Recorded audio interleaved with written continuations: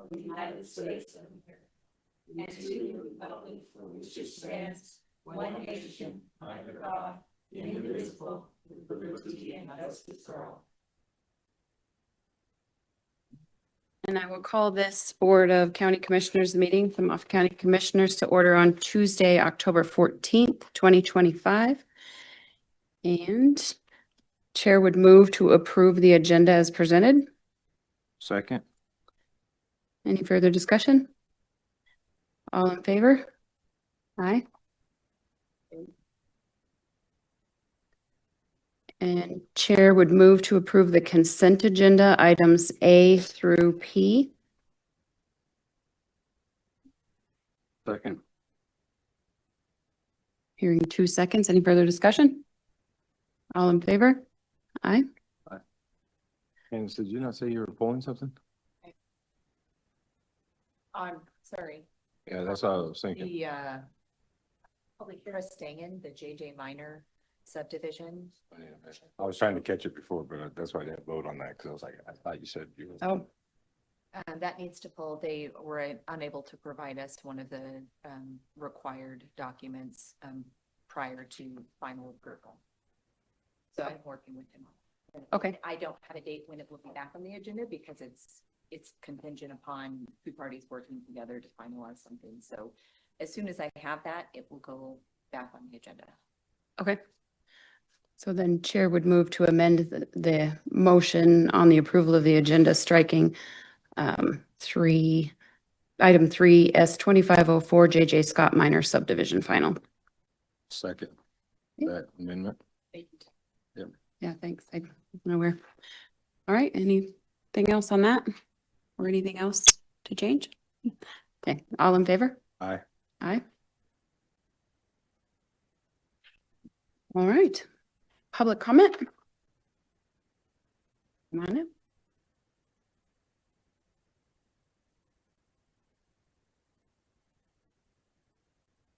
Good morning. My name is Tracy Winder. I'm a resident of Craig and Moffett County. Recently, President Trump announced that he's moving Space Command headquarters to Alabama, in part because of Colorado's mail-in voting system, which creates, quote, automatically crooked elections, unquote. Well, he's right. Even Vladimir Putin agrees with that. Here are snippets from a recent article talking about election fraud written by a cybersecurity executive with extensive experience in digital security, who is a law enforcement veteran and former chairman of the Election Commission of the town of Castle Rock. Quote, electronic voting machines operated by private companies with no meaningful oversight, vote totals manipulated in real time, machines connected to the internet, software updates applied just days before the election, all violating protocol and state law. Every effort to investigate was suppressed, audits were blocked, whistleblowers were silenced, the Department of Justice looked the other way, courts refused to hear evidence, media and tech collaborated to shut down dissent. The corruption runs deeper than most people imagine. From unelected bureaucrats to intelligence officials to media executives, the people who control this country understand that if the American people regain control of their elections, everything comes crashing down.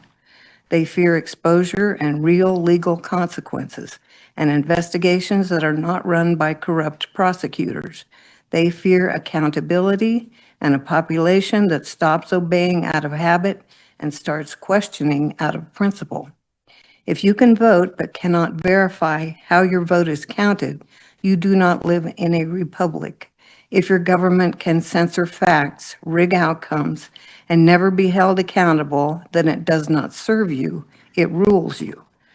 This is a fight between self-governance and technocratic tyranny, between transparency and propaganda, between law and lawlessness. President Trump is right. We need to return to what works. In-person voting on Election Day with valid ID, with harsh penalties for fraud, manipulation, and interference. Anything short of this is a concession to corruption. The clock is ticking. The people who stole 2020 are not going to surrender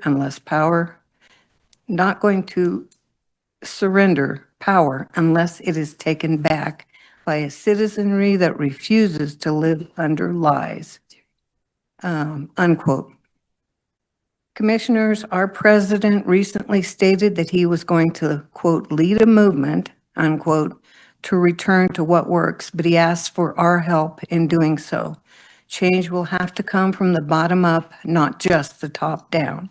Please be ready to comply with constitutionally supported federal law. That was part of your oath when you took office. Thank you for your time. Thank you. Tracy. Anyone else for general discussion? Or public comment, sorry. All right, any general discussion? I have none. Okay. All right, we'll move on to Fair Board appointments. My apologies for missing that workshop. For board appointments, we had 3 outgoing members, and then we had 4 letters of interest. And we're going to go ahead and fill those seats. One of them was Wendy McKee, Darren McLaughlin, and Kyler Scott. I will second that motion.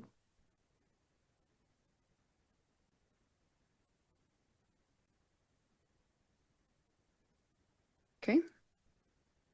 Motion in a second. The only discussion I would have is if it makes more sense to have Kyler be a liaison to all fair boards while he's working as the director for the fairgrounds, or if it makes more sense for him to be on the board. But Yeah, we thought his letter of interest stated he wanted to be on the board. we wanted to be on the board, yeah. Board, so I don't have any heartburn with it. I just wondered if that's something to consider in the future.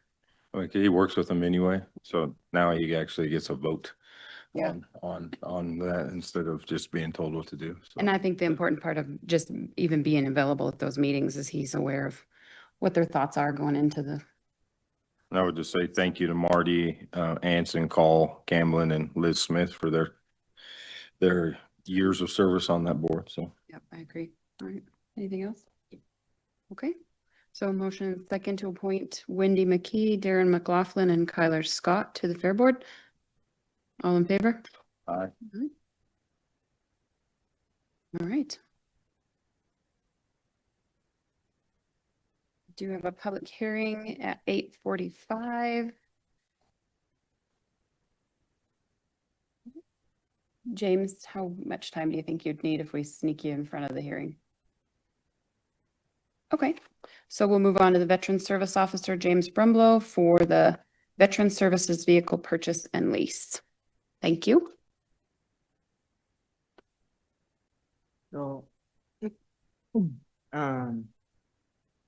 got a 2025 van to replace that 2015 that we had. So we went from having, I believe it was like 256,000 miles on it to 200 miles on it. So the update as far as my stuff goes is just in the process of trying to get everything figured out and done to get this van. Approached Tony Maniotis at Victory Motors. He requested the Denver lot to hold a van for us. And while I got all the county paperwork and everything done to get over to him, in a couple of days it took to get everything signed and delivered to him. The Denver lot sold the one we had been looking at. So he thankfully worked with us. Got a slightly better van for the same price. And so big thank you to him for working with us on that. And then just wanted to make sure I said, thank you to you guys because for the county covering the difference between what the state reimbursed for the van and what the van actually cost. And I did get the state reimbursement and have delivered that to finance yesterday. So Great. that's all. Appreciate all your work on that. Thank A lot of Thank work, you. yep. Thanks, James. All right, and we're at 8:41, so we probably shouldn't push it. We'll just take a short recess.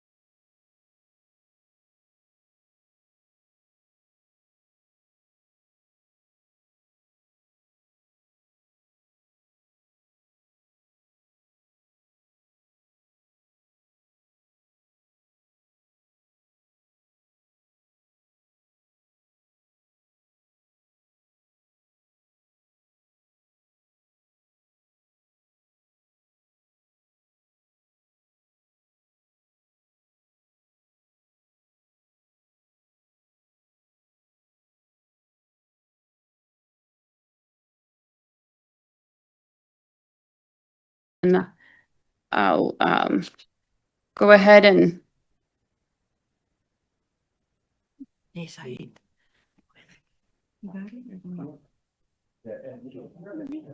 okay. So let the record show for today's public hearing regarding the adoption of the proposed 2026 county budget, which was posted in the legal section of the Craig Press on Wednesday, October 8th, 2025. posted on the Moffat County website, and today's agenda scheduled for 8:45 a.m. Once the public hearing has been declared, I will ask Kathy Nielsen, the Moffat County Finance Director, to present the proposed 2026 county budget to the BOCC.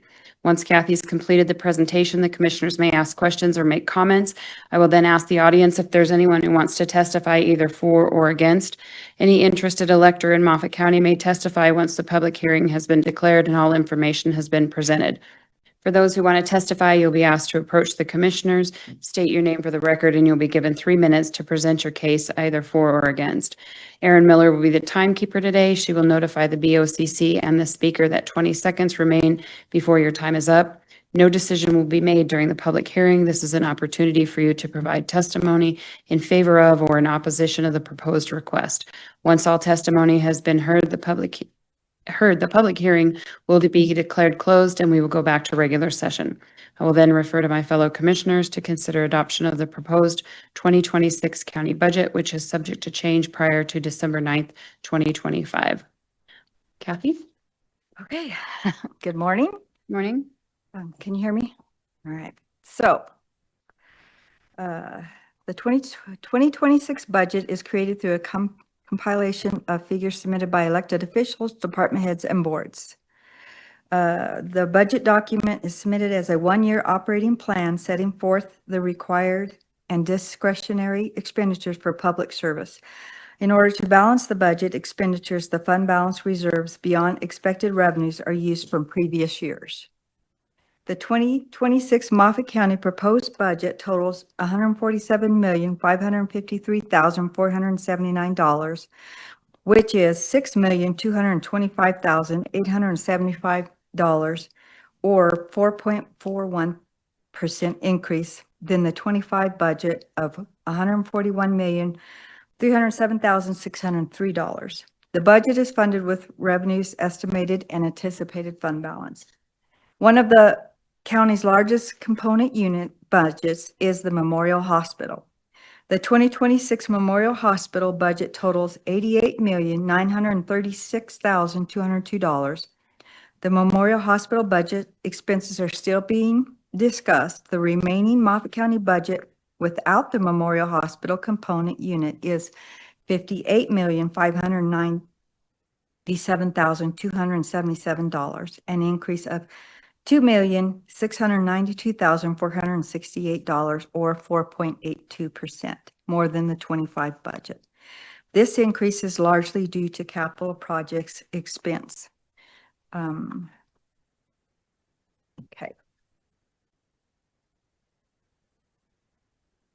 So anticipated, the total 2020 in general fund is $25,446,629, which worst case scenario would go into the fund budget of $594,091. Part of this is we had a grant, LACTF, come in 25, which we accounted for in revenues, and that's $4,394,025, which will be used in 26 expenditures, but what accounted for in 25 revenues. So that is in part of why it's going to that degree into the fund balance. On next page, yes. On the revenues, we've had a small increase. We had a little bit better evaluations, appraisals on the assessors. So approximately $504,544. Plus, we didn't have the changes that happened last year with the state. Our total intergovernmental revenues is a decrease of $4,169,986. And again, this is largely due to the previous years We've received all of the LACTF revenue that was accounted for and will be is scheduled to be expensed in 26. We had some Mineral lease went up 100,000 estimated. And we did add, as asked, so we have an extra column there which shows our 25 estimated to date.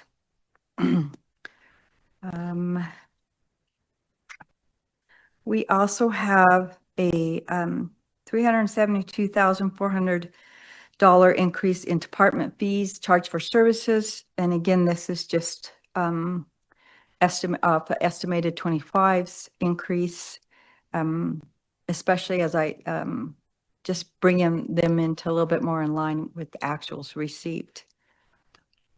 Next page.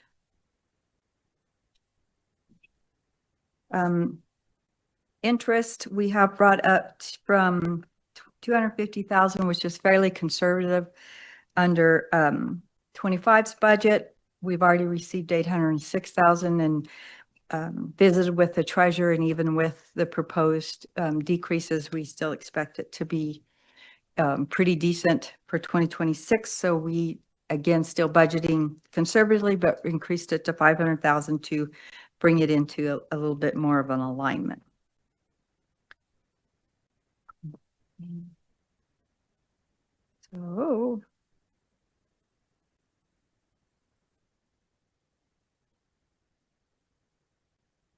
So on the departments, the clerk commissioners has a 224,649,000 increase. Part of that reason, one of the main parts is the budget for a county manager for possible grant purposes in hiring a county manager in the future. Sorry, I got to get down there. Had some increase in audit services and soil conservation and communication. Clerk and recorders, they had a decline of 13,000, and we had elimination of a part-time position, and they had in the 25 for elections help. Oh, I guess, let me see. Elections is flat. I don't know why that's doing. Treasurer, small decrease of 5,000, just a little bit more bringing operational, it's a small decrease. There was a little bit in retirement, bringing down, just going off of estimates. We have started budgeting for step 6 in all personnel, just to show once everybody, if we obtain that, what our worst case scenario wages would be. So public trustee, and again, the same thing, just kind of bringing it, there's a split between that and the treasurer, just bringing that into to mirror the estimate, more accuracy. Accessor, we had a change of $2,800. She did increase other professional services, and I think that was for our GIS to increase that. Small increase in employee education. She's got some new employees going through training. So for a net of just the 28. Facilities, we've had, we are going through a restructuring of that department. So we have moved, previously we had Parks and Rec, the 2 employees there budgeted under that subsection, and now they are under facilities. And some wage increases, which totals to $87,022 increase in that department. They had some increase to repairs in buildings just to keep up with increased cost, maintenance, utilities, operating supplies. Finance, we had a decrease of $3,000 and $3,061 in just bringing fringe more into alignment to actuals. Natural resources, had a decrease of 53,900, and it was a decrease in legal fees from the prior year.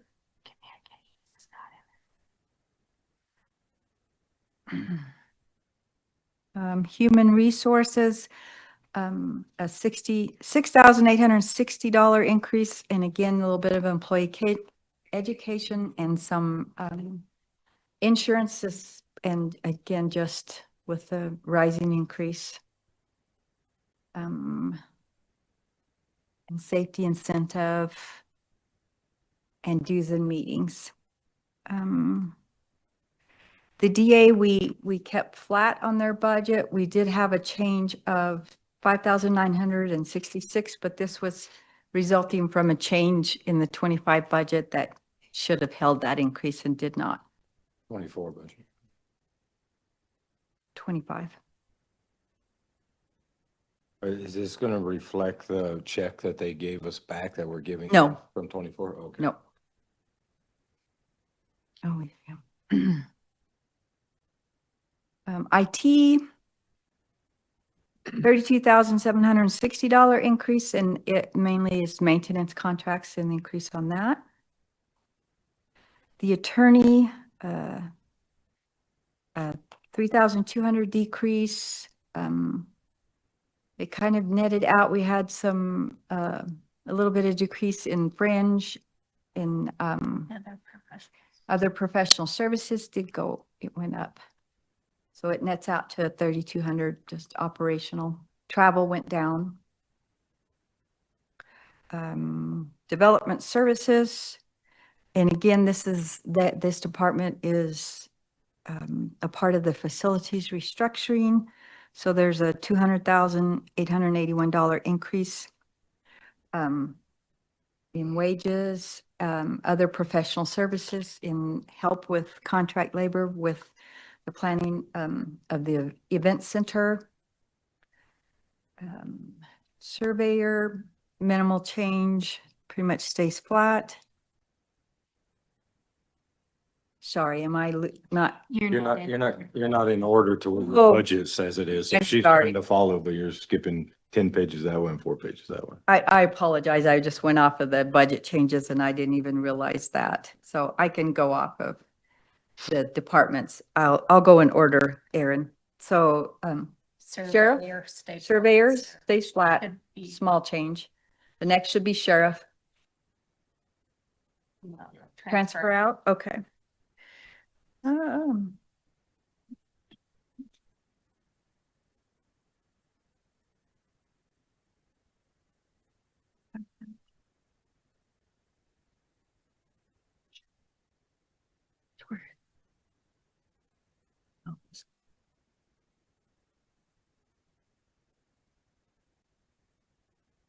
That's still there at the very bottom.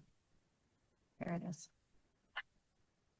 Okay, so I did the airport.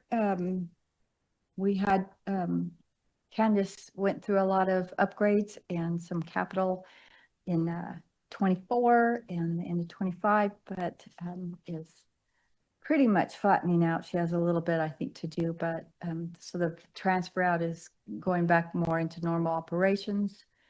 So that's, and the lease purchase is our payment for our courthouse.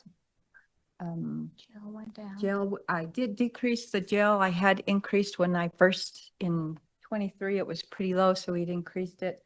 We started budgeting for the step 6 and stuff, so just adjusting because the fund had increased quite dramatically, and so just bringing that more into line where we just didn't need for 26 to Increase the fund increase, balance. increase the fund balance. So it's still, I think will bring the fund balance to like still a little over 1 million, 1.3. I also decreased the libraries for the same reason back into the agreed 345,857. And then health and welfare. Health and welfare, right now I have an estimated, depending on ending figures, 1.5 million. We had the 2.5 million payout to the hospital. So our claims are fairly high. And we'll revisit that as we see the figures come in for the end of the year and our stop loss as well. Next, you 175. Other admin? Yeah. If you want to grab it. Yeah, Let's do that, and I'll read off of here. Do this a little different. I should have done that.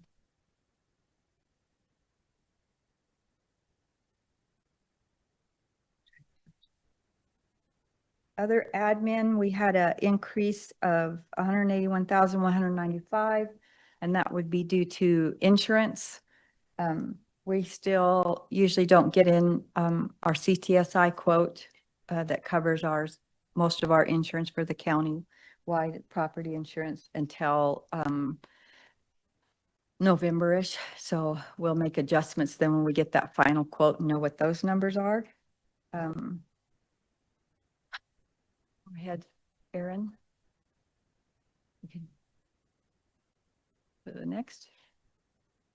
And ARPA is all spent. We're done. So there is no 26 budgeted funds for that. What page are we on? Should be LATCF. In our LACTF, again, we received the grant in 25. Was that 24? 24. 24. And so that's into our fund balance. And so the expenditures are scheduled for to be expended this year. Next year. 26. What page are we on?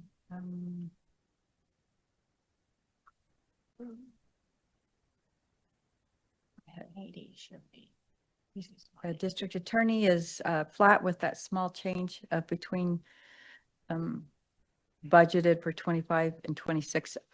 There was just I had a lower figure for 25. The next department, sheriff. There's right here.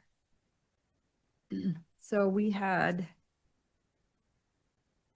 $386,477 increase. We had an increase in wages and operating to Mine's a touch.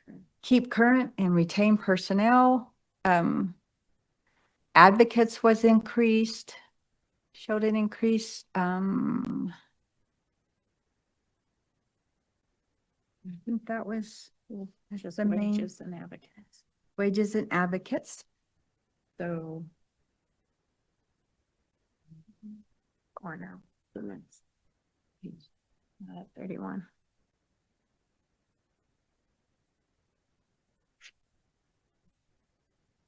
coroner, they are staying fairly, not much changes there. 6,551 increases in wages and operating. We had an increase in indigent burial and small increase in some miscellaneous And wages. and wages. And then we have OEM. Well, now we're increase of 5,800 increases wages and a kind of netted out and a decrease in capital. And the OEM ambulance, they vary. We had a trade. He traded his ambulance to the Maybell, donated it to the Maybell ambulance to replace one of theirs, which died this year. Fire control? Is that what's? Yeah, okay, controls. Fire control, 17. we had a decrease in of wages, or I'm sorry, increase in call out and operating. We increased call out wages to 35,000, still keeping it low.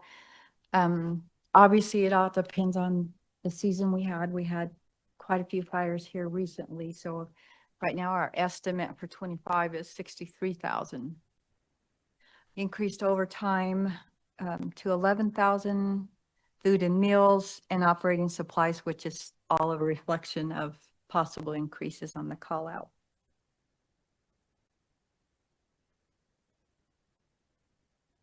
Safety's down. I think they remain flat. No. Maybell, community safety, No, regular community safety. that's the community safety, I got to get these in order. yeah. Okay, community safety, sorry, had a 25,000 decrease. Which is adjustment to the CSP. I think in 25, we were, I had estimated just to bring it into a more accurate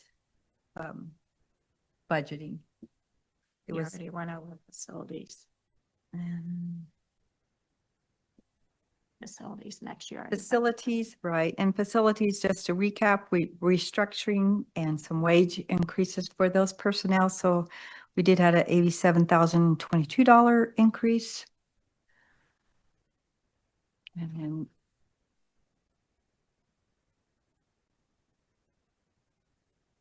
weed and pest.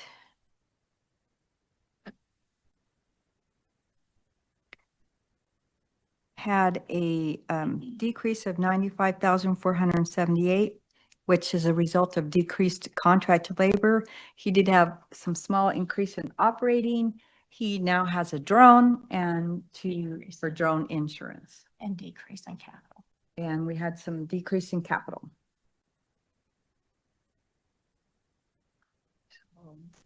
Fairgrounds had an increase of $71,030, and that's largely due to capital.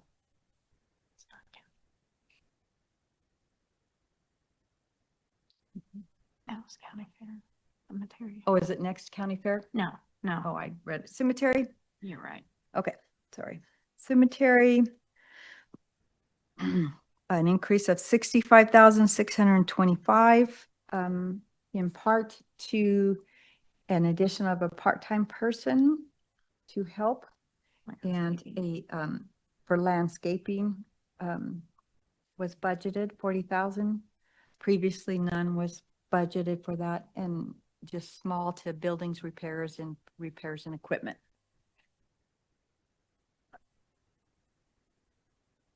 Parks and Rec, and again, there was an increase of 134,000. So we, wages did decrease. They were moved to facilities, but we had, we have 700,000 of capital improvement and capital outlay scheduled for 2026 projects.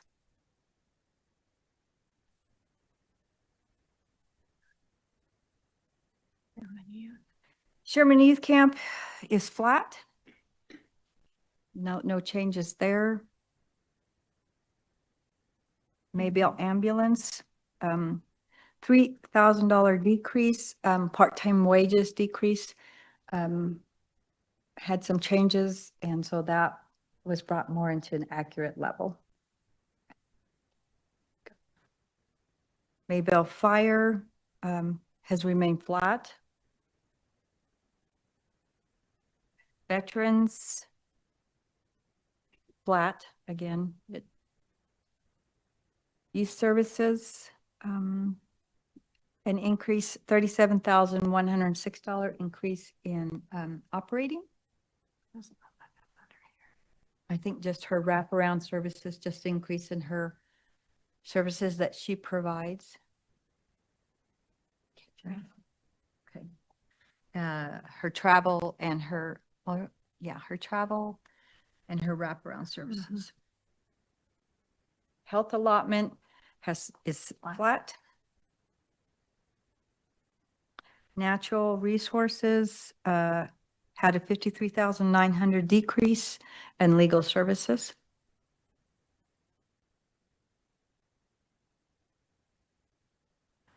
Development services, again, part of the restructuring with facilities had a 200,881 increase in both wages and operating.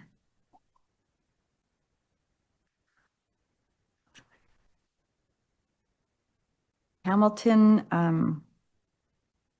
is flat.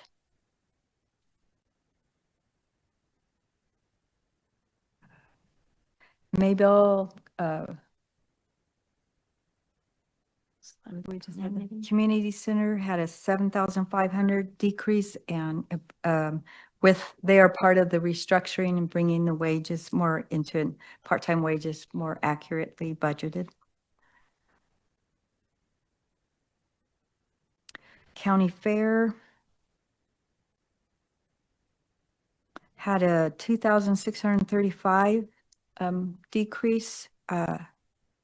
We did previously, there was part of the revenues, 6,000 was budgeted. With visiting with Jackie, she requested that to be discontinued as the donations that are received are rolled in and stayed in the fund fair budget to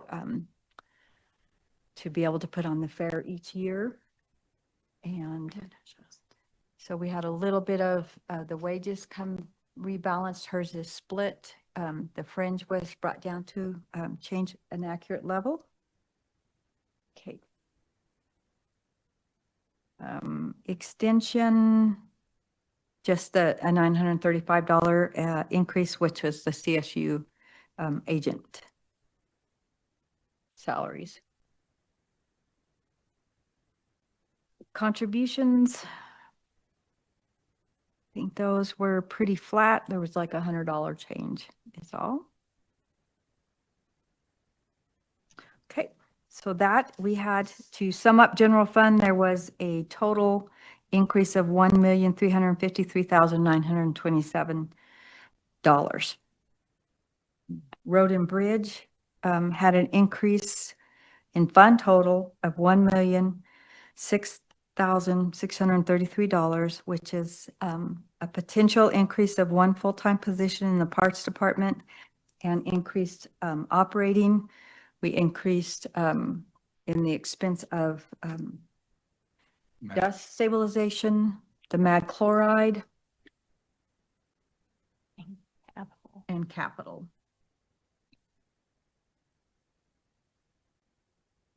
And landfill, $402,797 decrease. The new sale was completed in 25, and so that has keep going. Sorry, it's next. 197. Sorry. Right there. I'll try to catch up and get on the same page as. I'll make notes next year to change that order. Airport should be next, page 63. Yep, there you go. See, small increase of 15,770, and she is finishing.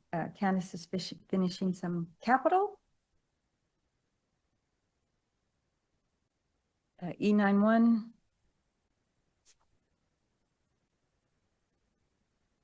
Page 66. And that is flat. Our capital projects fund has a decrease of 193,890, which again, the USDA grant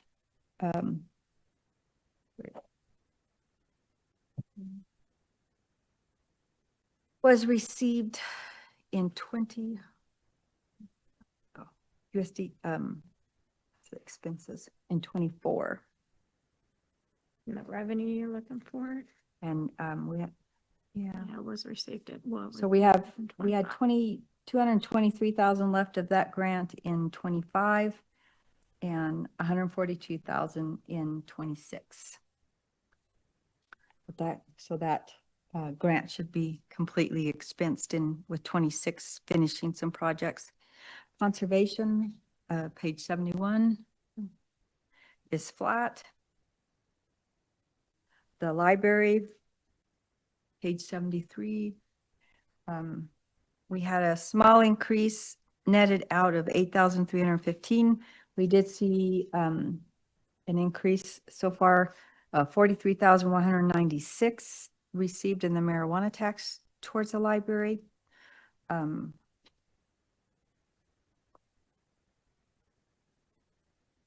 we did lower the transfer. Mayville wastewater, page 76, it stays fairly flat. We do have a $5,000 increase with capital.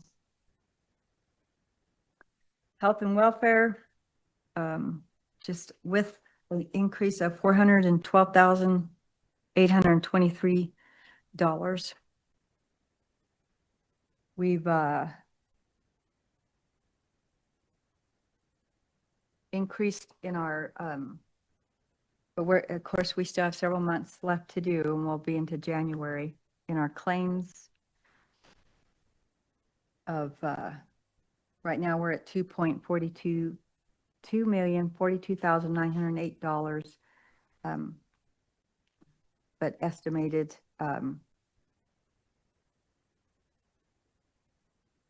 and then from 2518. Life insurance went up. Life insurance went up. Medical Admin admin fees. fee will Mhm. increase, Disability went up some. and disability had some increases. So we'll adjust health and welfare, be a little bit more accurate numbers as we finish out the year. We have some stop loss, fairly high revenue in 20, an estimate. Our contract for the clinic went up and will continue to go up. That was spread out. Lab claims about 20,000. Yeah. Yeah. Senior citizen, page 81. The decrease of 6,954. That just is a decrease in capital.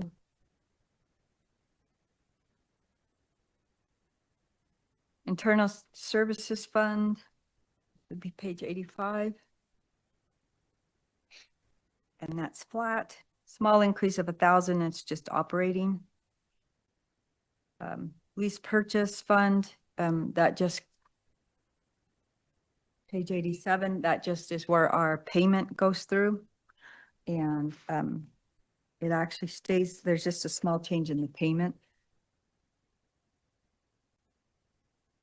Telecommunications, page 89 is flat.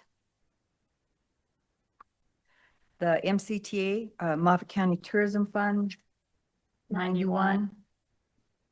Had a decrease in operating of $4,597.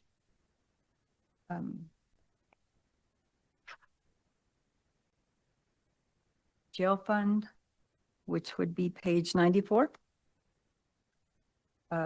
We had a $296,771 increase, and that mainly consists of wages.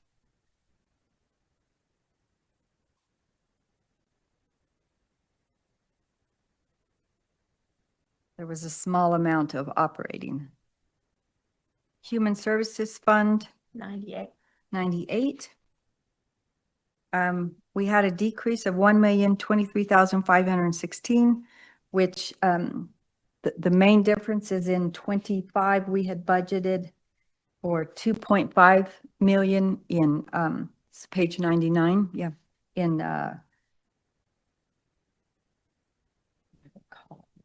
food stamps, and we lowered that to 1.5 million. And then we had some lower anticipated budgeting expenses in childcare. 101s. Public Health, 101. A decrease of 173,000, 709,000 due to decreased grant funding.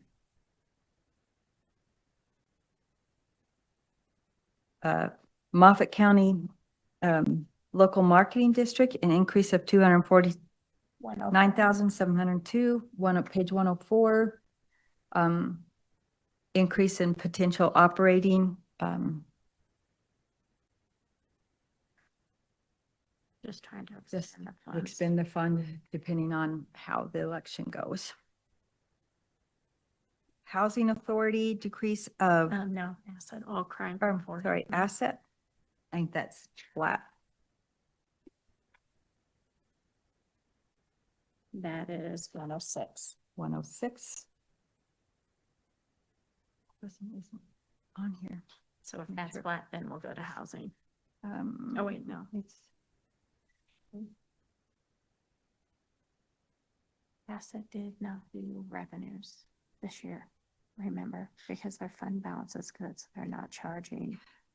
okay, so, it's not, I misspoke, it's not on my list, it's, they're going into fund balance of 86,820. They did not charge the entities their normal revenues, since the fund balance was fairly healthy. So they started out, or estimated, this 24 is, audited, 25 is not, will not be till in 26, but our estimated fund balance starting in 26 is 306,728, ending in 219,908 with those expenditures of 87,120. Housing Authority, page 108, small decrease of 3,430. Just some changes, decreases in operating.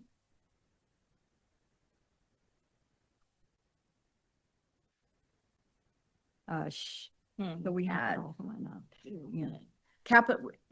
Capital, they have some more, capital goes up from 71,600 to 95,500. Carpet replacement, interior building, linoleum, wear and tear. Our operating goes up. Operating is 30,906. Again, furnishings, paint, stove and refrigerator, repairs, elevator maintenance. So we must have had some, I think, down. But that was Sunset Meadows 1. This is 2. So Sunset Meadows 1 and 2 net out into the total change in our housing fund. So two was capital and Capital- carpet replacement, linoleum. capital and carpet replacement. Yeah, I must have had some decreases though. In your, And bringing, I think, fringe, a little bit of wages into actuals. That nets out. Shadow Mountain, I think the hospital's next. usually the hospital, Yeah, the hospital's next. had a increase of $3,533,408 from their 25 budget to their 26. And that's a component unit, so that's Shadow Mountain. Shadow Mountain, page 117. And that's flat.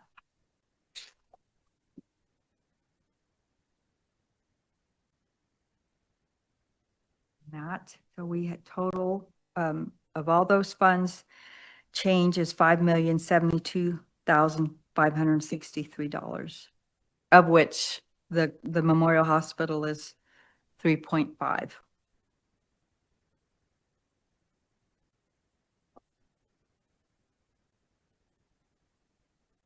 And that is the proposed budget for 26. Okay, are there any questions from the board? On the health insurance, I didn't see that it showed the increase that that the employees were getting. I don't have that yet. have more numbers tomorrow. We meet with our providers tomorrow to get what our renewal will be, so that will, health and welfare will change. We'll adjust to that and then incorporate those. We adjusted it already though. Their contribution portion of it, we raise. Yeah, Tomorrow we'll have, with the stop loss, because they have to get more of a clean exposure throughout the year. So So we'll go in tomorrow and then those should be put in as far as. but those numbers are not gonna change. Is what I'm saying. Whether the employees are doing, whether it was $12, we bumped them to like 18 or whatever it was, right? Those numbers are not gonna change of what we already agreed on. We're not gonna go any higher than what we told them or what we agreed on those. Oh, agreed.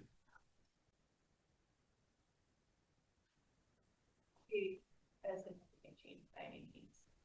It won't go, what I'm saying is it won't go higher on the employee. Whatever we decided in that, right, that's gonna be their top deal, on them. But it is increasing, but it's like $6 a paycheck or something. It's nothing much, but yeah. So our employee contributions for 26 does not reflect that yet. Okay. Yep.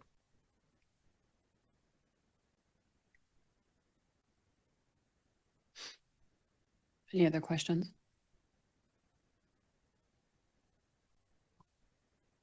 Okay, I will now ask the audience if there's anyone who wants to testify either for or against the proposed preliminary budget.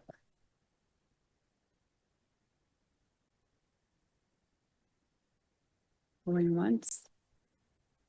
Going twice. Hearing none, I will then declare this public hearing closed and refer back to my fellow commissioners.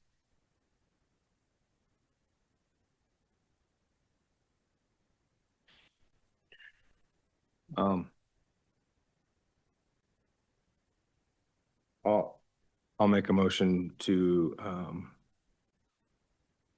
approve the proposed 2026 county budget for adoption first. Well, yeah. Knowing that there's going to be changes coming in the next few months. Second.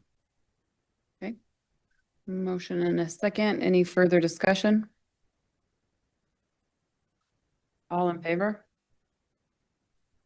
Aye. Aye. All right.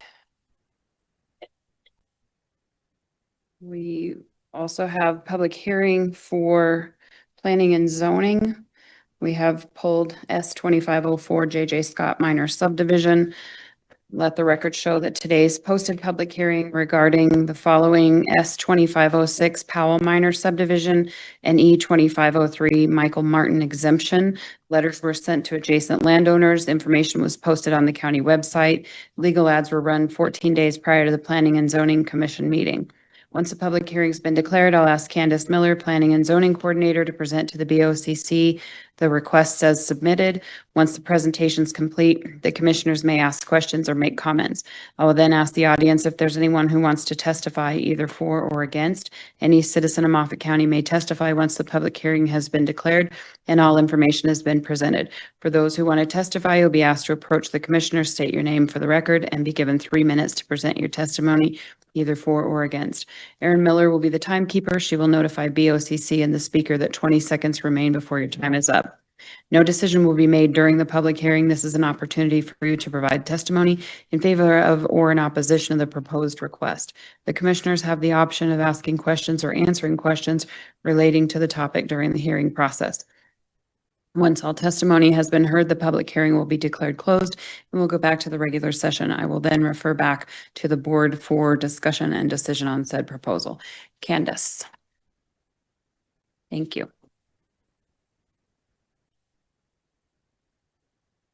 Good morning, commissioners. So I believe up first we have Jerry Powell. Jerry Powell, this is the final for the minor subdivision. The planning board reviewed this in September, voted 3-1 to recommend approval of the sketch plan, and there was no changes or conditions. They had no concerns with that subdivision. The board reviewed again for the final with no changes to be made. The vote remained the same, 3-1, recommended approval of the final plat and application for minor subdivision. So today I'm presenting to you the final for approval. Any questions from the board? And if you needed a reminder, so Jerry Powell has a 268.52 acre parcel, and his minor subdivision consisted of 2 lots. One is 7.192 and the other is 11.647. Both have access off of Highway 13. And the remainder of the parcel is over 35 acres, so it's exempt from subdivision and not reflected on the plat. Any questions from the board? No, not for me. Okay. I will now ask the audience if anyone wants to testify either for or against S 2506 Powell Minor Subdivision.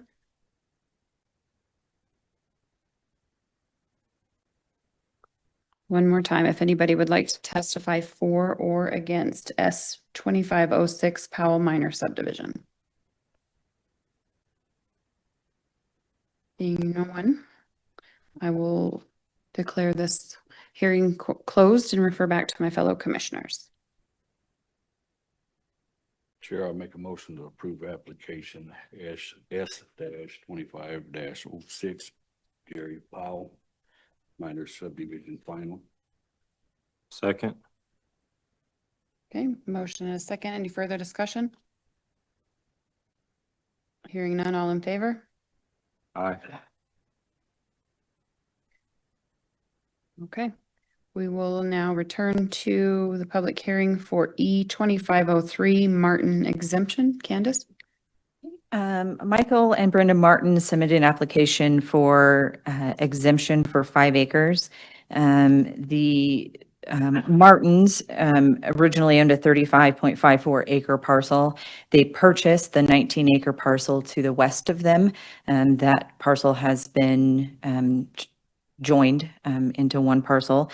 And then this exemption is for 5 acres. It is the 5 acres surrounding a residence that was on that 19 acre parcel. The intention of the purchase of this additional acreage is for a farming operation that they're looking to do, that they needed some additional acreage on, and they did not need the home. So they're exempting off that 5 acres. We'll be selling the home with the 5 acres. It has access via private road. And that is it. Board voted 3-1 to recommend approval. The one thing that we did not have reflected on the original plat was the location of the well on the 5 acre parcel. That is now reflected on the final plat that you have in your office. Okay. Any questions from the board?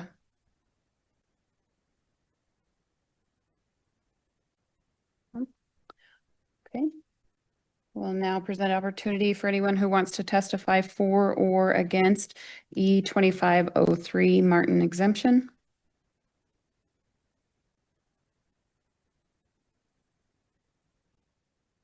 Last call. Okay. I will now declare this hearing closed and refer back to my fellow commissioners. Candace, you said they voted 4-1? I'm sorry, 3-1. 3-1? I'm sorry, did I say 3-0. 3-0? Yeah, Oh, okay. 3-0. All right. They're all 3-0. Okay. Yeah. Chair, I'll make a motion to approve the Martin exemption E-25-03. Second. Okay, motion and a second. Any further discussion? Hearing none, all in favor? Aye. Aye. Motion carries. Thanks, Candace. All right, Human Resources Department, Rachel Bauer. to present employment offer for Director of Office of Development Services. Morning. Morning.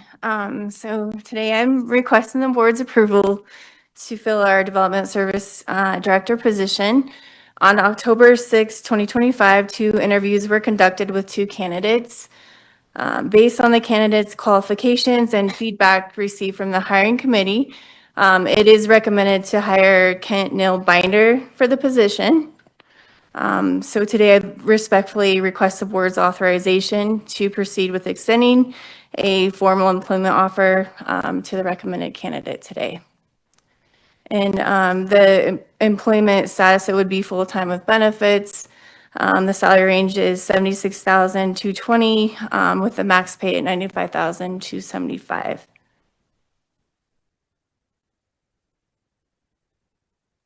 Any questions from the board?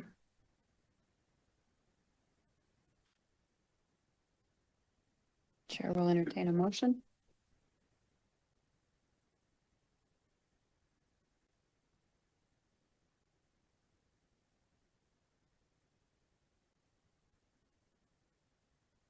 I'll make a motion that, we authorize Human Resource Department, Rachel Bauer, to, go into and I don't know which, authorizing to proceed with extending a formal offer to, Mr. Kent Neal Binder.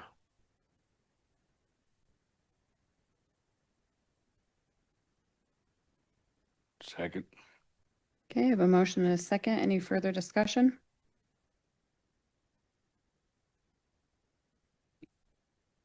Okay, hearing none, all in favor? Aye. Aye. Thank you. Thanks, Rachel. You're welcome. And Jeff Comstock, Natural Resources, reporting on Moffett Economic Development Authority.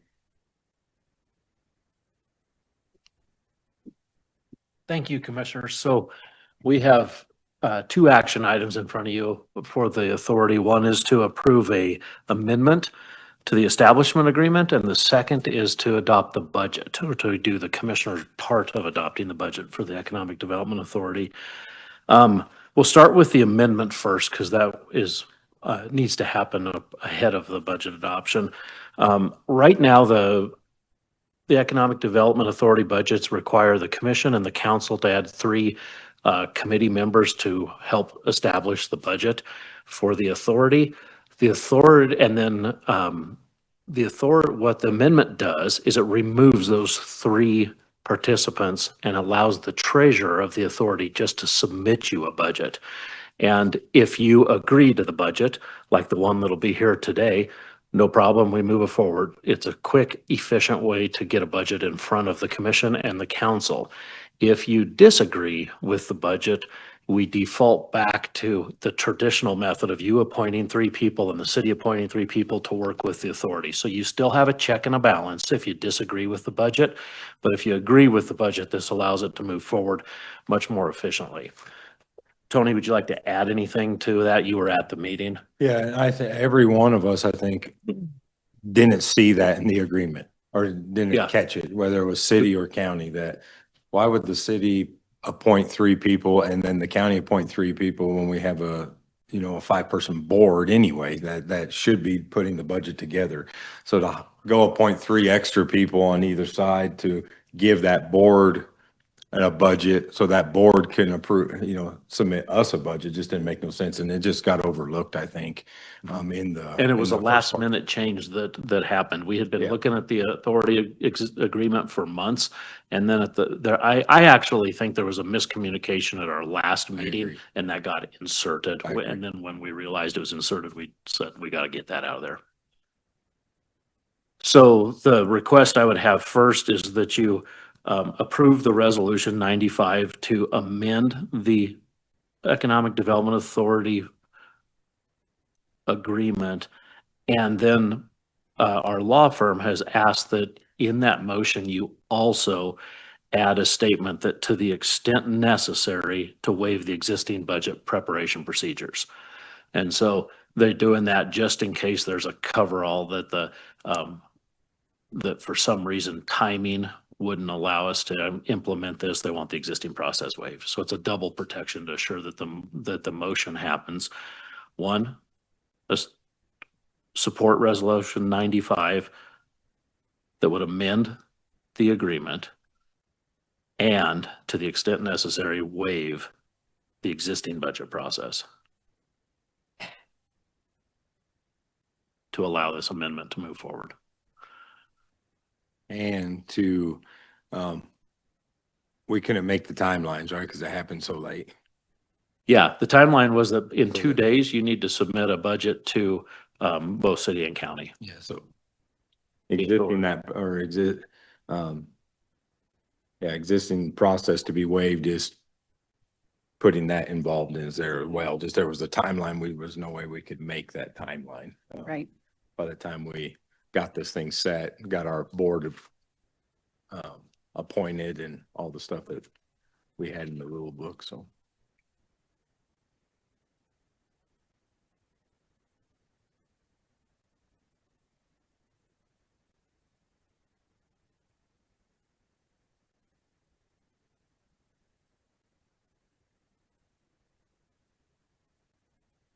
Can we make it? Okay. So I'll make a motion to approve resolution 2025-95, approving the First Amendment to the establishment agreement creating the Moffett County Economic Development Authority, and to waive the existing process for the budget.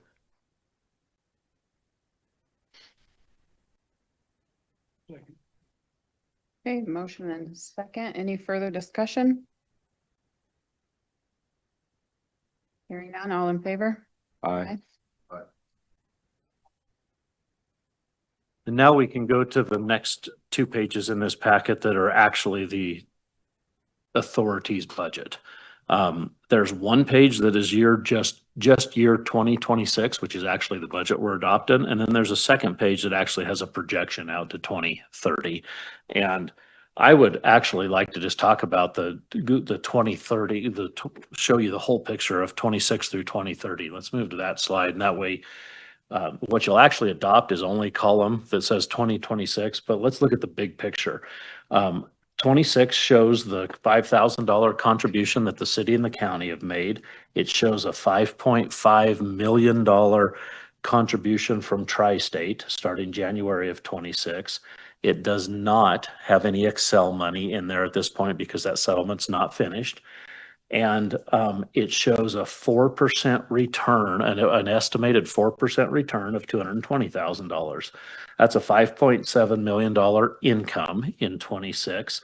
And then if you look at 27, 28, 29, it is simply the additional $5.5 million contributions from Tri-State and a 4% interest on top of it. And so you can see those totals that each year the amount of income goes up quite significantly.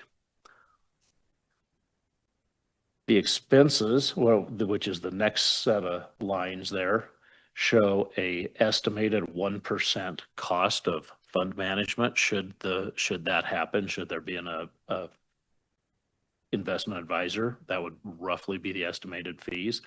And the rest, board insurance, legal fees, and miscellaneous, are simply working with Taft Howard law firm as we work through this process, and then an estimated cost of what board insurance would be. And so that's a $68,000 budget.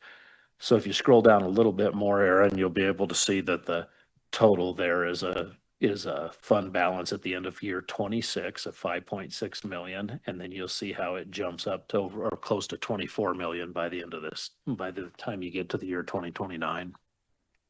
And to understand that the authority, the board will not ever touch, or the goal is to never touch the principal that, Moffett County will have, or City of Craig, Moffett County will have $20+ million forever, that we will only spend the interest money that's going on there, and that will only be used to create jobs, to bring back property tax, those type of things. And so the authority won't even touch that until 2028, maybe 2029. So it will just kind of sit there as we. Yeah, and the reason the authority won't touch it is one of the stipulations is it won't be touched until $1 million has been reached. And we expect that to be 2.5 years from now at a 4% return. If we were able to get better than that, great. And so what I'd ask, so we just looked at the big picture, the projections for the next 5 years. If you back up to the first page, it's the exact same numbers, but only for 2026. Same thing we just looked at, but only for 1 year. And I'd ask that you adopt that budget, the 2026 Economic Development Authority Board budget. And to put this in perspective, you'll have to adopt by supermajority, the city will have to adopt by supermajority, and the authority has to adopt. So it's a three-way permissive action.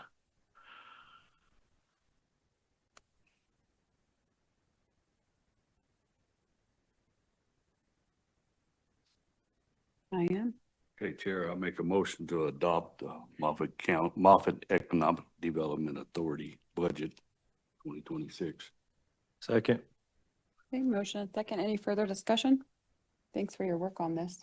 Yeah. All in favor? Aye. Aye. Aye. Motion carries. Thanks, Jeff. Thank you. Thanks, Jeff. And now we have a presentation, Jennifer Riley, Memorial Regional Health. Thanks for your patience. Hopefully this wakes Good Donald up. morning. He seems like he's really lagging. No, thanks for having me today. Appreciate it. I just wanted to give an update on what's happening up at the hospital since, as you saw in your budget, we are the biggest part of your budget and biggest part of the county's budget. So I'm talking a little bit today about the last 75 years. We are celebrating our 75-year anniversary in November. So as I was digging through the archives, I got a lot of information that I'll be happy to share with you. So this is just a snapshot of our different properties starting back in the 1940s when they were constructing the new hospital over on that, that's actually on the Tucker Street side. And then again today, our buildings, they exist both at the hospital and Dr. Kipe's clinic and Rapid Care, and we have a small clinic in Steamboat. So the Memorial Hospital's mission is to improve the quality of life for the communities we serve through patient-centered healthcare and service excellence. And our vision is to be the first choice for patients, providers, and employees. We always want to be the first stop for you if you have a question about healthcare. And our values are choice values, compassion, humility, ownership, integrity, commitment, and excellence. So again, the timeline was really interesting to me. In 1946, this community came together because they wanted a hospital here in Craig. The closest hospital up until the one here was built was in Hayden. And so a group of community members came together and said, it's time to have healthcare closer to home. The physicians who were caring for patients, they were struggling to make the drive to Hayden and get their patients admitted timely. They were struggling with overcrowding in that hospital as well. And so the community came together. One of the community members who came together, who led this charge was actually Ferry Carpenter. I didn't know that until I was reading in the archives. And so in 1946, January of 46, they set a goal to bring healthcare local. And they knew that they were going to have to raise funds locally. 2/3 of the amount of funds that they raised would have to be raised in the community, and then it would be matched 1/3 by a Hill Burton grant. And they were able to accomplish that in a little over a year and a half. And in September of 47, they broke ground on the new building, on the building that was going to be at the corner of 8th and Russell. In November 11th, 1949, they laid the cornerstone. And in September, and I don't have the date, but in September of 1950, they opened their doors. And that building remained there for 59 years and was the hospital in Craig for 59 years until we opened the new replacement hospital built on Hospital Loop in 2009. And then in 2021, 71 years later, we did take that building down, and we tore that building down. I'll get to that. So our community, we want to keep this organization moving forward. We want to be here for the long haul. And we've created a 3-year strategic plan. This is we used to do a 5-year strategic plan, but then things started changing so rapidly, we really brought that down to an annual strategic plan, but now we feel comfortable looking a little bit farther out. So we have a 3-year plan that we created last year. We're focusing in three primary areas: workforce, operational efficiency, and innovation, as well as community engagement and partnerships. Caring for our community, that is what we do. We are committed to the health and well-being of Moffat County. And we do this in lots of different ways. One of the ways we do this is ensuring essential care to our communities. This year, we are really happy to bring back to the community an ear, nose, and throat physician and surgeon. We haven't had an ENT for a couple of years, and really, there isn't one in the valley. Ours is the only permanent ENT right now. UC Health has been struggling to place an ENT since theirs left in Steamboat. So right now, we're serving the whole Yampa Valley, and her name is Allison Dobby, and she's been just a wonderful addition to the community. We also hired a GYN, a gynecological surgeon. She will be starting in January, so we're happy to be able to bring women's health care a little bit back more into focus. And we also opened cardiac rehab this summer. Cardiac rehab is a service that we haven't had for a long time, and so patients who are needing cardiac or pulmonary rehab were having to travel to Meeker or to Steamboat. Those were the closest areas. We did a real conservative pro forma to make sure that this was something that we could afford, and it's already exceeding the expectations. The demand is very high. So that is really entirely thanks to Anessa Kopsa, our cardiopulmonary director. She put this together and has gotten that off of the ground. Hopefully you've noticed an improvement in our financial stewardship in the last 5 years. We've worked really closely with our team, Brittany Johnson, who is our CFO. I call her our money boss. We don't do anything without Brittany's okay, but we've done a lot of things to improve our financial stewardship and transparency. One of the biggest changes we are making, and actually it was official on the 1st of October, is bringing billing back in-house. That was something that was outsourced a number of years ago, and we have determined that it makes more sense to bring that back in-house. So that became all of revenue cycle is handled by MRH staff, and that was effective October 1st. We've worked really hard to increase our days cash on hand. When I took over in 2022, we had about 30 days cash on hand. In October, in fact, it was 38 days, and we were up to 82.4 days. This is a balance. We could certainly have more cash in the bank, but we've made decisions to invest in our people, invest in our capital, and invest in our resources. So that's balancing putting money in the bank, but also maintaining those other services. We've had 2 very clean audits with no findings the past 2 years in a row. We have responsible budgeting practices, and we're looking towards long-term sustainability. And our goal is always to serve everyone who needs care, regardless of their ability to pay. This year, we've already exceeded what we did in charity care last year. We're at almost $600,000 in charity care. Last year, it was $500,000. And charity care, just so you understand the difference between charity care and bad debt, charity care is people who are who do not have the financial means to pay for the care that they receive. We offer that to them at a discount based on what their income is. Bad debt is the patient's responsibility that they do not pay. So a copay that they don't pay or deductibles that they don't pay. So charity care is different. So our people, we couldn't do anything that we do without our people. We have 375 employees, and we are now the largest employer in the community, which if you look back to 1950 when the hospital opened, the hospital was really just a hospital. It only provided that inpatient care. They employed nurses, they employed some administrative staff, dietary facilities, but they did not employ doctors. They did not employ many of the services that we employ today. So now it's evolved. We started evolving back in the early 2000s and when we became an employer for physicians and physician groups. So we are the largest employer. Just our salaries and benefits alone is $33.5 million that we pay to our employees in salaries and benefits. And 80% of these employees live here in Moffat County. We are an economic engine in the community, and I think that's something we're very proud of, and we want to continue to be able to do that. I talked a little bit about balancing, growing our cash. We've spent a lot of time and effort investing in our people. We've been able to consistently give 2.5% to 3% annual cost of living wage increases. We've done a competitive market analysis, and we're in the process of implementing those wage changes now. We've also seen a tremendous amount of increase, as you have, in our health insurance costs. We've invested over $3.6 million in absorbing the increases we've gotten from our insurance companies, so we did not have to pass that on to our employees. And last year, or effective for this year, we lowered our health insurance premiums by $1,100 a year. And so that was a direct savings for our employees. And we're really happy that we've been able to do that, but it certainly has been, I mean, our increase this year is over $750,000, as you guys are also seeing in your numbers. Another investment that we've made in our workforce is hiring full-time security. Unfortunately, we've had to do that. We've seen a big increase in violence against our staff in the last couple of years, and we knew that it was time to make that investment. So one of the changes that we've made is our facilities team, who's in-house Monday through Friday during the day. They handle all security needs during the day, but we have in-house security at night who can handle anything that comes up, whether it's helping with a patient who might, or a family member who might have grown agitated or upset, or taking steps that they need to secure the building. And I looked at the data we are collecting data consistently about what's happening in the workforce or inside the buildings. We've had over 170 reported security incidents just since January. Really, security got really going in February, but since January, 170 incidents. 50 of those are security standbys, which if there's something that we anticipate might lead to a higher level of agitation, we call security to be on standby. They're great.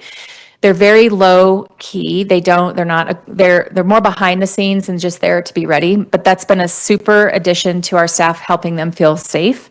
So we've had 50 security standbys, but we've also experienced 6 assaults this year on our staff.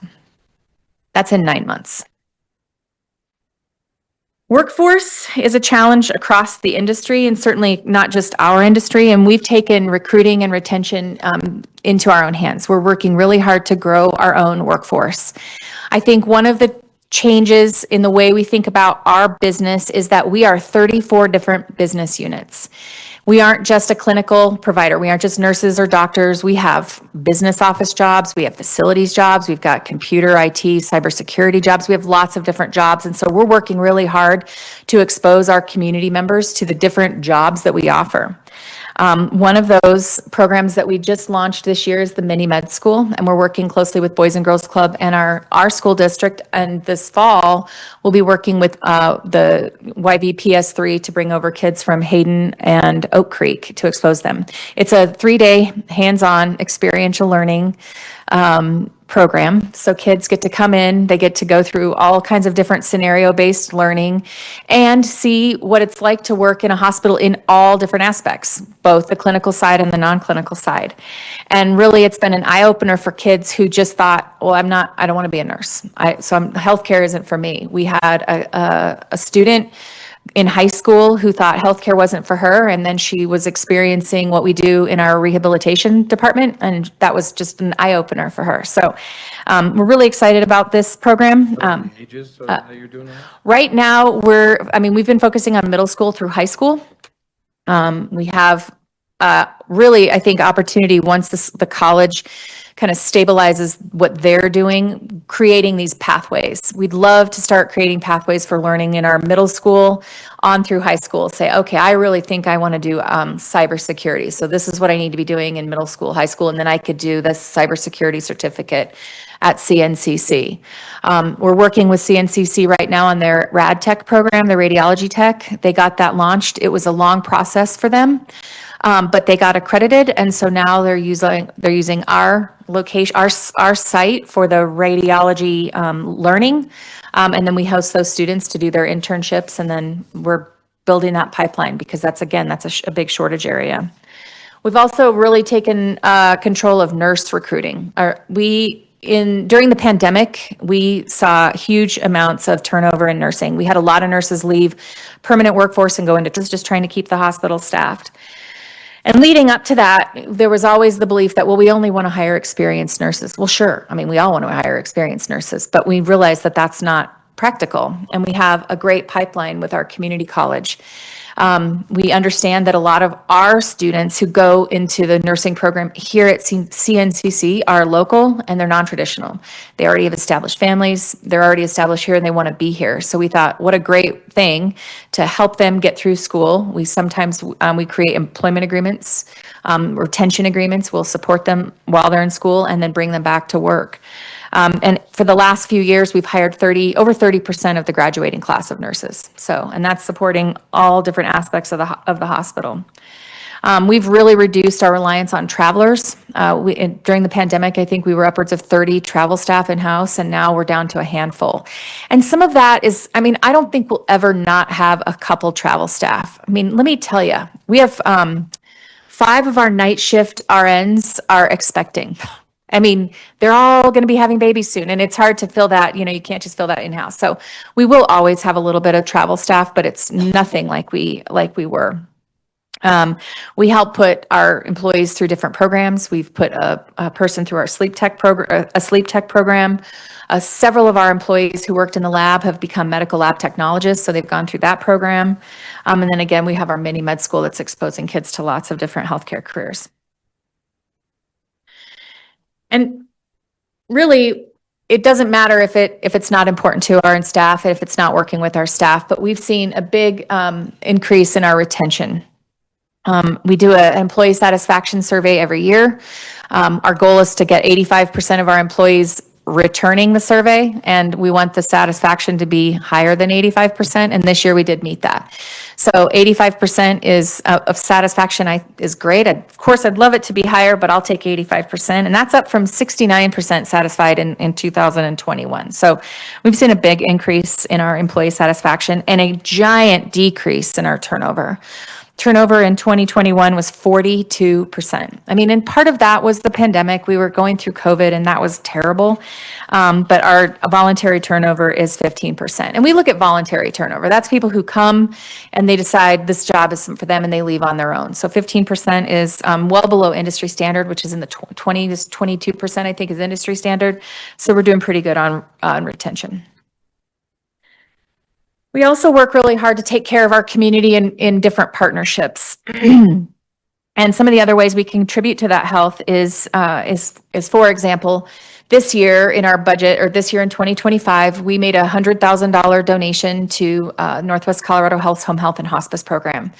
That's a program that we tried to run ourselves back in, oh gosh, we started it in the 2020s, and we ceased that operation in 2023. It's a poorly reimbursed service. It is very difficult to run, and it didn't make sense for there to be 2 of those services in the community. So Northwest Colorado Health is running that, but it is not without a tremendous amount of financial strain. And I know they've just launched a $3 million campaign. And I know that they are working and talking with community leaders like you and city council and looking for support. And I really hope you will consider that. Home health and hospice is very important for our community. We have an aging community who likes to stay at home as long as they possibly can. And being able to utilize home health resources allows people to do that. But you can only run that service if you can break even. You can't just continue to see year-over-year losses. Hospice is another important component of that. That allows people to go home and die with dignity. It is an underutilized resource in our community, but still one that's really important. And so it is in our budget to do another $100,000 contribution this year. Our budget workshop is tonight, and we'll approve our budget on the 23rd. So that's my home health and hospice plug for Northwest Colorado Health. We support many community events, over $38,000 in community support. We continue to have our annual health fair. We brought that back in 2023. We stopped that over when we had COVID. So we brought that back up, and we've seen year-over-year increases in participation. We do fun stuff like our 5K color run. We do that during the balloon festival. We've been volunteering quarterly at our community kitchen. It's something that our staff really enjoys doing, getting out and supporting our community. I don't know if everybody knows, but we pay for the athletic trainer for the school district. It's an important resource they have on the sidelines. Her name is Greta. She does an amazing job. She takes great care of the kids. We also provide EMS at all of the football games as a service to the community. And each summer, we do a sports physicals night where we collect $15 per physical and we donate that all back to the school district. And we do education throughout the year, lots of community conversations, lunch and learns, flu shot clinics, and last year we had a really fun spot-to-spot dermatology clinic.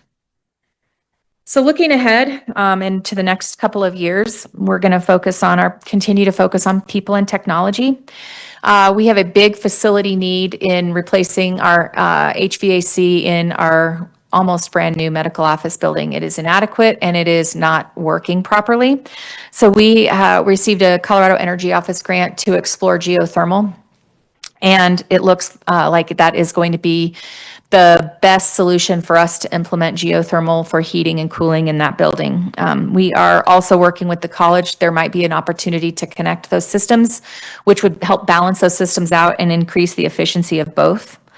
That is something that we are looking at, and we have that tentatively plugged into our capital budget next year, but it all depends on there's just some things that have to fall into place for that to happen.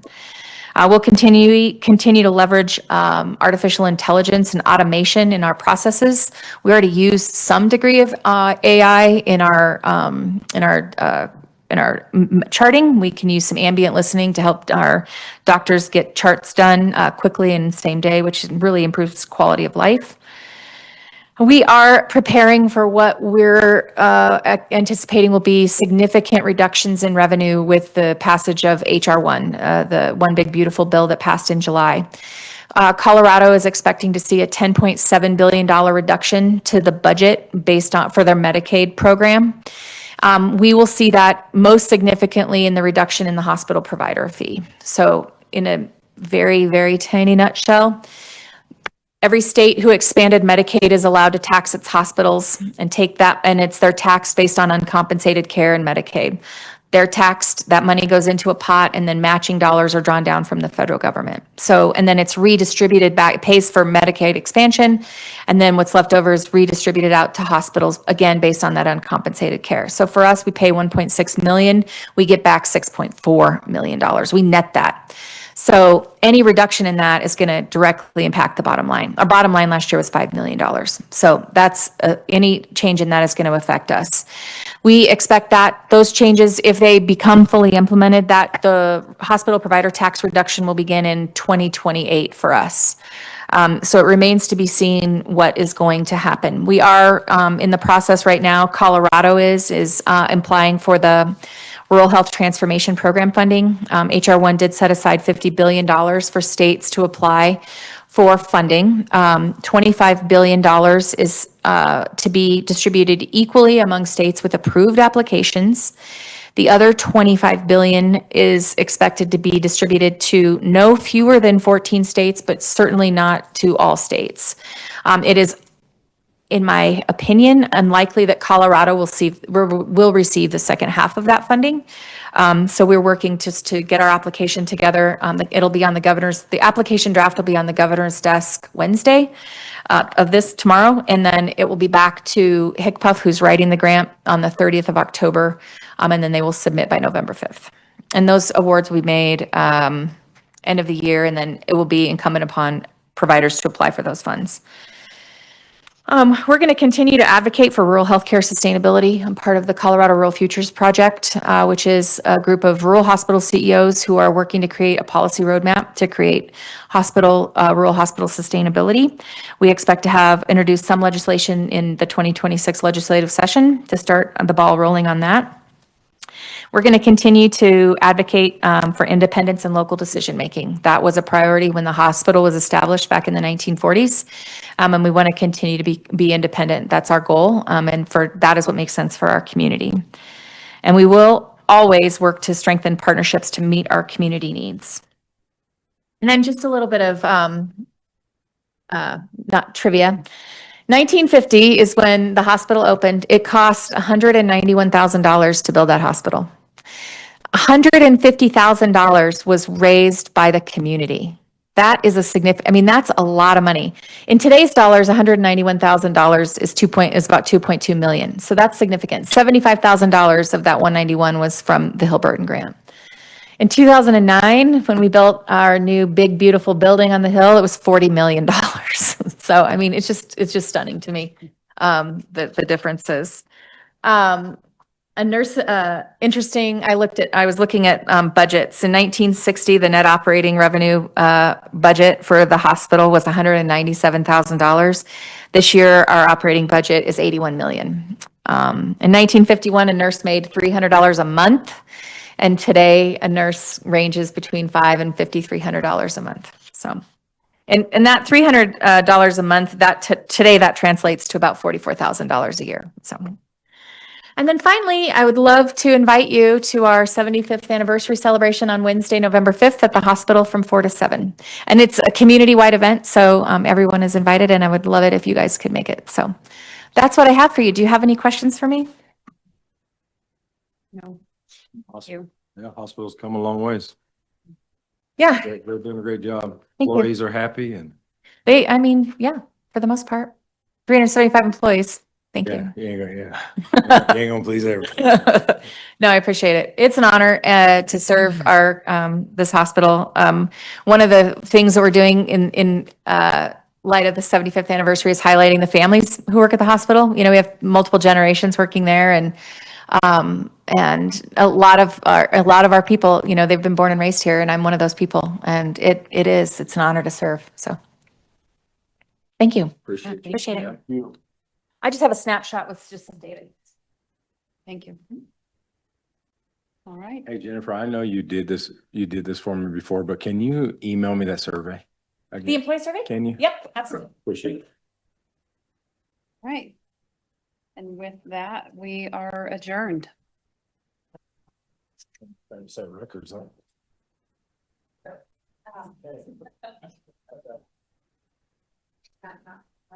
We think, Chris,